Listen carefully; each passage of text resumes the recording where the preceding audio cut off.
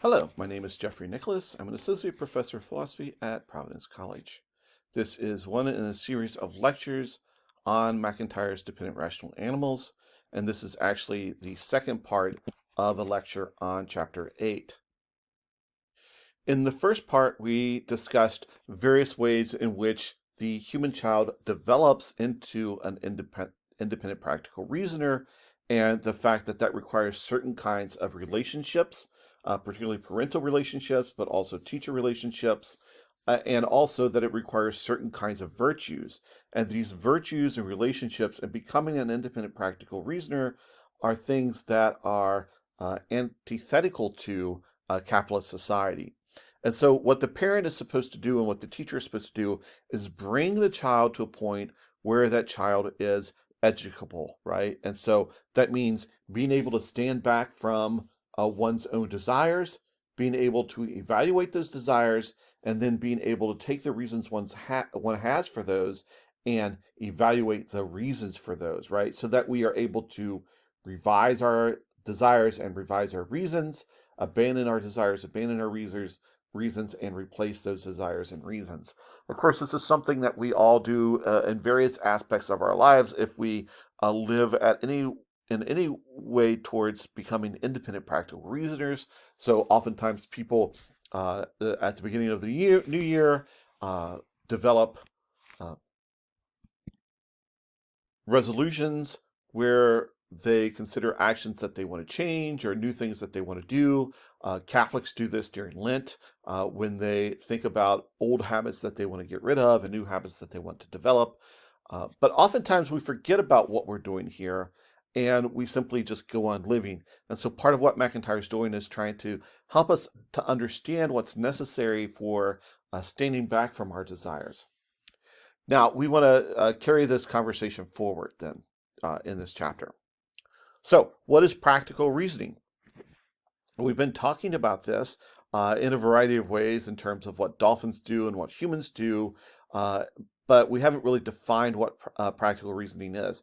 And so, in this chapter, McIntyre talks about the steps of practical reasoning, and he takes an Aristotelian Thomistic view of practical reasoning here. So he sees practical reasoning as a syllogism that ends in action.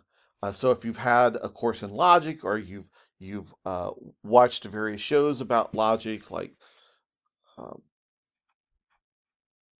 any kind of detective show, then you know that often what happens is there's a conclusion reached and then nothing happens, right? So Sherlock Holmes comes to a conclusion and he says, "Elementary, my dear Watson," and then nothing happens until the criminal realizes he's been caught. He tries to escape, and then more things happen, right? Whereas for uh, Aristotle and Thomas Aquinas and McIntyre, practical reasoning doesn't end in just a decision, but it ends in action, right? And so the premises of the arguments in practical reasoning are premises about what the good is, right? So this could be a discussion about what is good for me here and now, or it could be a discussion about what is good for me as a human person and what is good for humanity.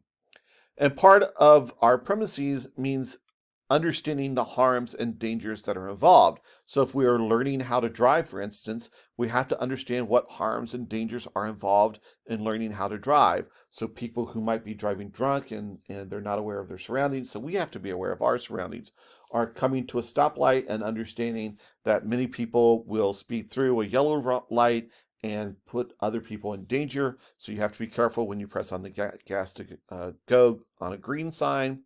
And many people have a variety of dangers that some of us are not aware of, right? So uh, you hear Black people today talking about how they have to teach their children how to respond when they are pulled over by the cops, because at any moment the cop might pull them out of the car and shoot them. So the harms and dangers are going to be different because of the situation and circumstances that we are facing, right? And so we all have a variety of vulnerabilities here. The young are more impulsive, so they might not slow down or they might speed through that yellow light. And people who seem to be from different races have different kinds of dangers and vulnerabilities. And then, of course, there are all kinds of vulnerabilities for those who suffer from a variety of disabilities, whether those are minor disabilities or large disabilities. The point, however, is that we take these premises about the good and we come to a conclusion that ends in action. I stop on green here, or I step out of the car peacefully with my hands up. Right? That means we have to learn how to recognize the salient features of our situation, and we have to do that immediately. And that means that rules are not always going to help us to understand what's to do here. They're not enough. So rules might cover many kinds of questions that we might face, but they can't cover everything that we might encounter. And whether we follow a rule or not is itself not a question that can be answered by a rule. Okay. And the last thing that we want to think about in terms of practical reasoning is that our practical reasoning might be empowered or limited determined on the range of imagined possibilities. And we talked in previous lectures about how human beings have the capacity to imagine future possibilities, and that's one of the features of practical reasoning. And so our limits to that imagined possibility, our capacity for those imagined possibilities, due to our education, lack of education, or due to abuse as a child, right, can limit our practical reasoning. And then, of course, the more we can develop those imagined possibilities through education, through reading, etc., then the more powerful our practical reasoning can be.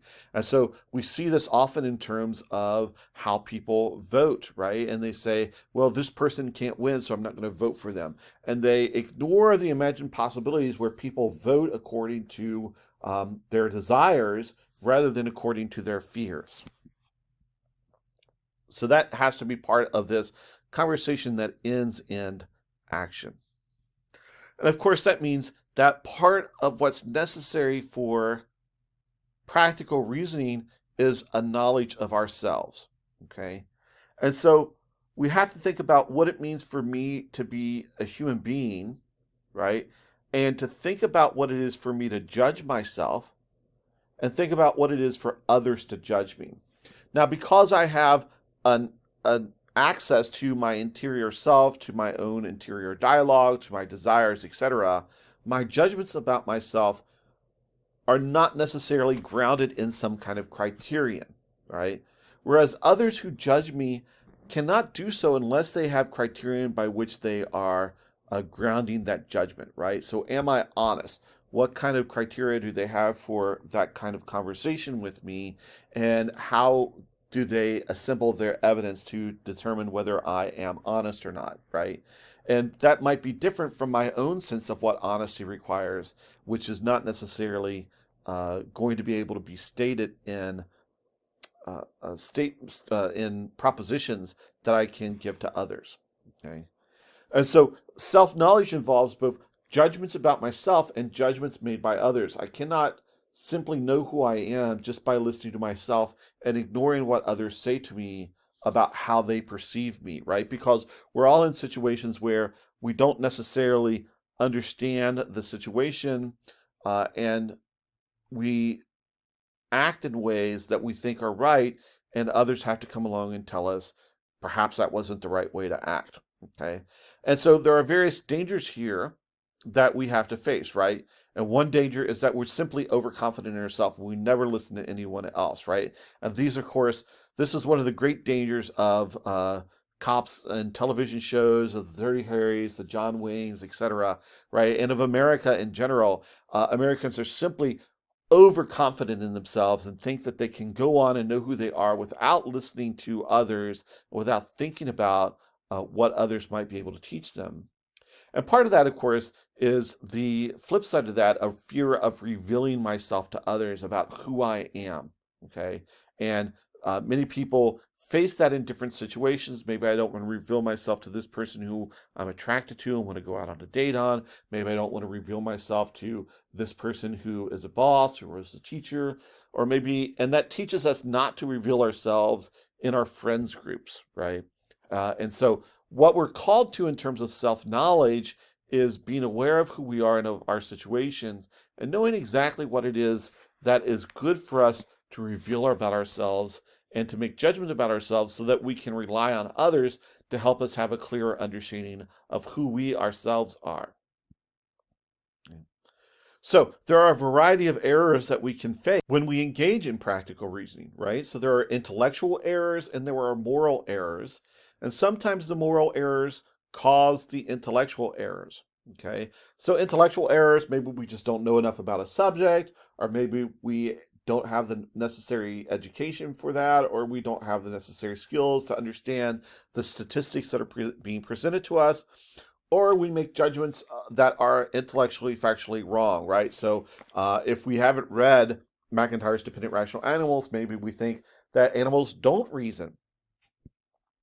Maybe we've never lived with a dog or a cat that will help us to understand what animals, non-human animals, are capable of. And so we make intellectual errors there. We also might have moral errors, and these might be failures of virtue. So maybe we're unjust, or maybe we haven't developed temperance enough, etc. I think Snape is an interesting character here from the Harry Potter series because his moral error does lead to intellectual errors, right? So he is angry at Harry Potter because of the way that James Potter treated him, and so he misjudges Harry's abilities with chemistry, and so when he stops chemistry, sorry, with potions, and so we see Harry do a much better job with potions after Snape is no longer his teacher, right?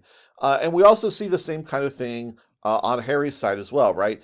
Harry has been mistreated, and he thinks that Snape is a Death Eater secretly working for Voldemort, and so he misjudges Snape's character and doesn't realize that he's the ally that he is, and doesn't then learn from Snape how he should be doubting some of the things that other people have told him, particularly Sirius Black, his godfather.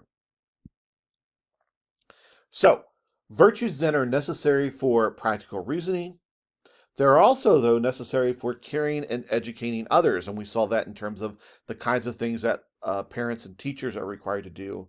And then they're also necessary to protect ourselves and each other against neglect, defective sympathies, stupidity, acquisitive, and malice. And so what we're going to do now is begin to explore the kinds of virtues that help us not only become practical reasoners, but also help us to protect those relationships of giving and receiving upon which our ability for practical reasoning depends.